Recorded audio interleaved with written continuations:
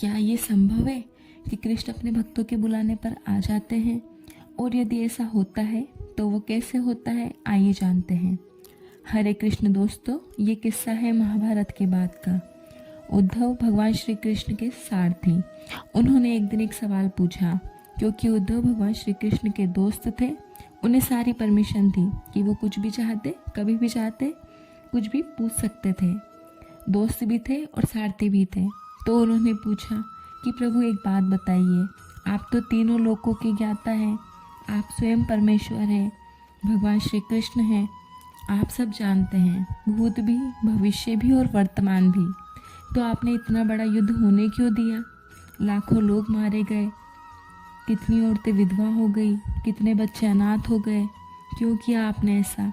अगर आप चाहते तो युद्ध को रोक सकते थे। जब चौसर का खेल खेला जा रहा था तो आप चाहते तो रोक सकते थे, आपने रोका क्यों नहीं?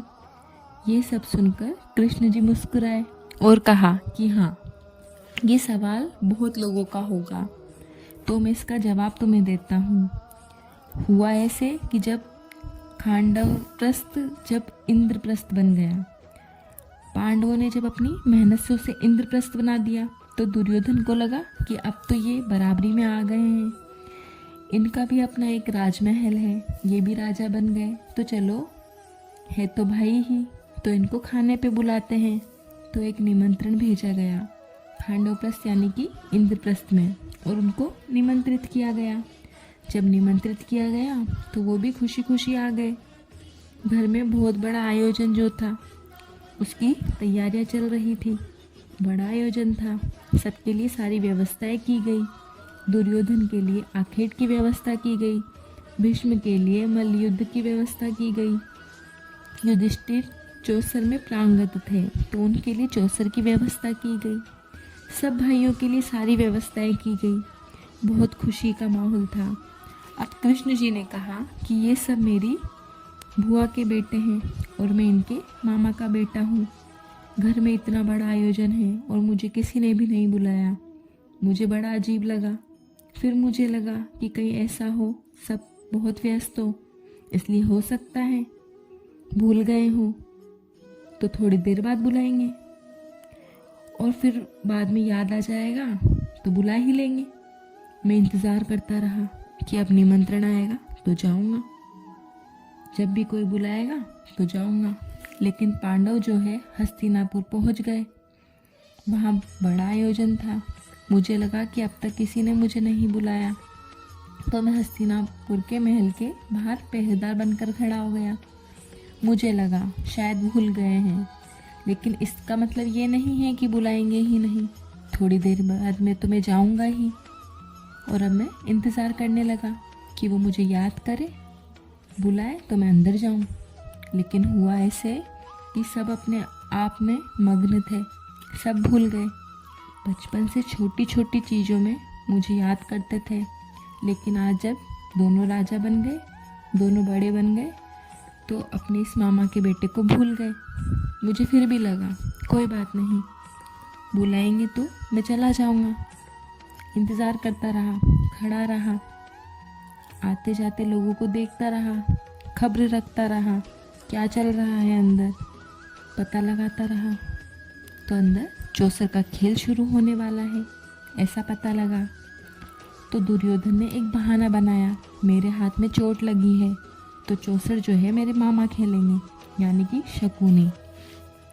क्योंकि दुर्योधन जानता था, शकुनी ने पहले ही सारी बात बता रखी थी कि शकुनी को ये वरदान मिला था कि उसके पिता से कि कभी भी जब ये शतरंज के पास से खेलेगा तो एक बार पासे उसकी मर्जी से चलेंगे। ये वरदान था शकुनी को। तो दुर्योधन ने कहा कि मेरी तरफ से मेरे मामा खेलेंगे। अब युधिष्ठिर ये जानते थे, जो चौसर है उसमें मैं प्रांगत हूँ, मेरे से बेहतर दुनिया में कोई खेल ही नहीं सकता। तो वो चाहता तो ये भी कह सकता था कि मेरी तरफ से मेरे मामा के बेटे कृष्ण खेलेंगे, लेकिन उसने ऐसा नहीं कहा। मैं इंतज़ार कर रहा था, यदि ऐसा कह दे तो मैं अंदर चला जाऊं, लेकिन ऐसा नहीं हुआ।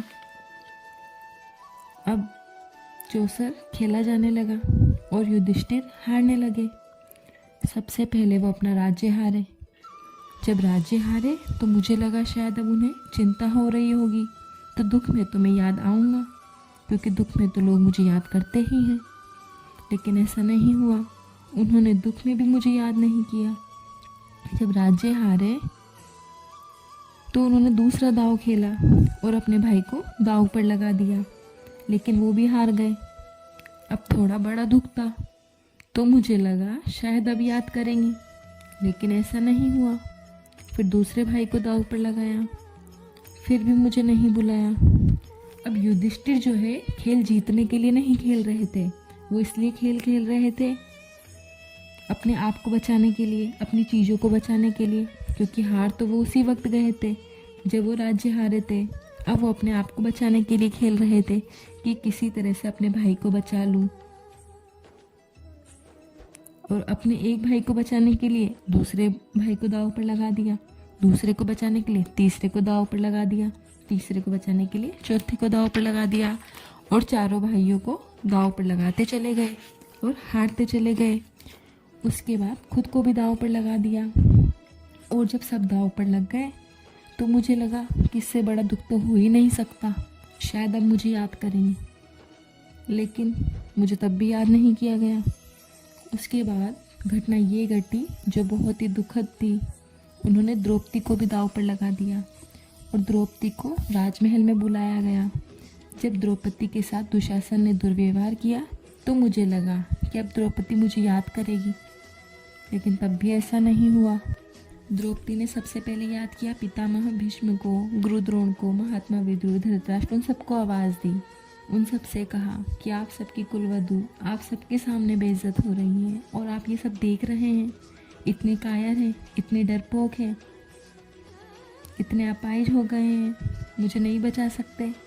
वो उन सब से प्रार्थना करने लगी, मदद की गुहार लगाने लगी, लेकिन पितामह भीष्म, गुरु द्रोण, महात्मा विदुर, धृतराष्ट्र, इन सब ने गर्दन झुका ली। इन सब ने किसी ने कोई जवाब नहीं दिया। जब ये उन्हीं से प्रार्थना कर रही थी तो मुझे लगा यहाँ इसे भी मेरी ज़रूरत नहीं है, यहाँ किसी को मेरी ज़रूरत नहीं है, तो मैं वहाँ से जाने लगा। जब मैं जाने लगा तो हल्की सी मुझे आवाज़ आई, कृष्ण। तो मैंने मुड़कर देखा तो मुझे लगा कि शायद मेरा वहम है। फिर मैंने देखा कि द्रौपदी की साड़ी का जो पल्लू है वो उसके दांतों के बीच में है, दुशासन के। द्रौपदी की आंखों से आंसू बह रहे हैं और वो कह रही है कृष्ण। वो कृष्ण कहना भी अधूरा सा था। जब वो पल्लू छूटा और द्रौपदी ने दोनों हाथ ऊपर कर दिए और कहा कि कृष्ण, तो मैं पल भर में अंदर था, क्षण भर में महल के अंदर था, क्योंकि उसी क्षण का मैं इंतज़ार कर रहा था कि कब कोई मुझे बुलाए। तब मेरी बहन ने, मेरी सखा ने मुझे बुलाया, मेरी कृष्णा ने मुझे बुलाया। द्रौपदी को भगवान श्री कृष्ण कृष्णा बोलते थे, सखा बोलते थे। कृष्ण जी की वो अत्यंत ही प्रिय थी।